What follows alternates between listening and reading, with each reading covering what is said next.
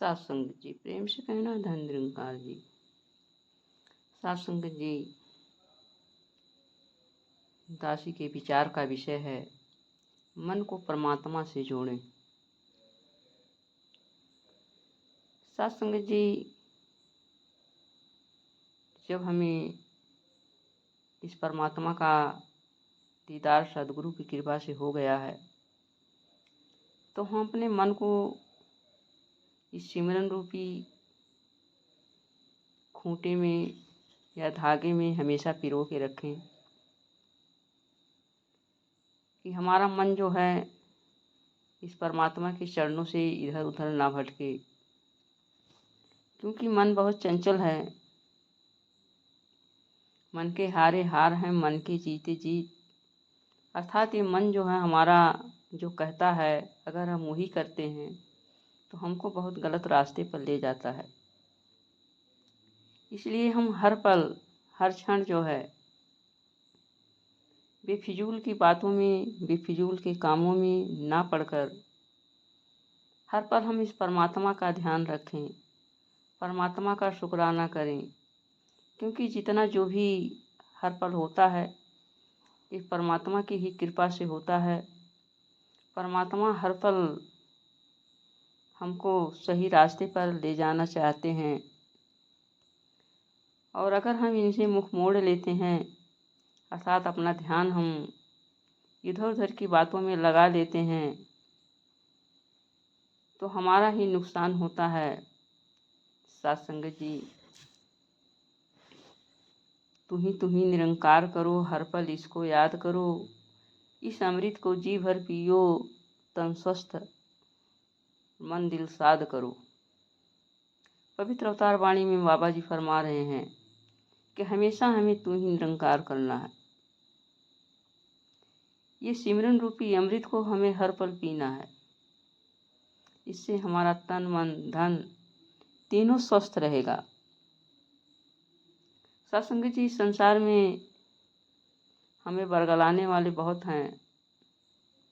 हमें उन्हीं का साथ पकड़ना है कि जो हमेशा परमात्मा की चर्चा करते हैं, सदगुरु की चर्चा करते हैं, जो हमें सदगुरु के रास्ते से ना भटकाएं। हमें उनका संग करना है, क्योंकि साकत का संग करेंगे हम तो मनमुखी वाला कार्य करेंगे। इसलिए हमें साकत के संग से बचना है। सत्संग जी, एक दार्शनिक थे बहुत बड़े, जिनका नाम था सुकरात। एक बार इनके पास एक व्यक्ति आया, महात्मा जी मैं आपसे एक बात कहना चाहता हूँ। दार्शनिक सुकरात ने कहा कि भाई, मेरे पास बात को सुनने से पहले उसको मैं 3 प्रकार की छन्नी है मेरे पास, उससे छानता हूँ तब जाके बात सुनता हूँ, और पहले मैं छान लूँ तब आप अपनी बात मुझसे कहिए। पहली छन्नी सत्य की है। क्या जो तुम बात करना चाहते हो क्या उसमें सत्यता है, सत्य है? आगे से व्यक्ति ने कहा, नहीं, मुझे पूरा विश्वास नहीं है कि वो सत्य है, क्योंकि मैं किसी से सुना हूँ। उन्होंने कहा, दूसरी छन्नी मेरी ये है, वो बात जो है गुणों वाली है कि नहीं? सत्संगत जी, व्यक्ति ने कहा, नहीं, यह भी मुझे पूरा विश्वास नहीं है कि उसमें क्या गुण है, क्या अवगुण है। उन्होंने तीसरी बात कहा, क्या उस बात से हमें कोई लाभ मिलेगा?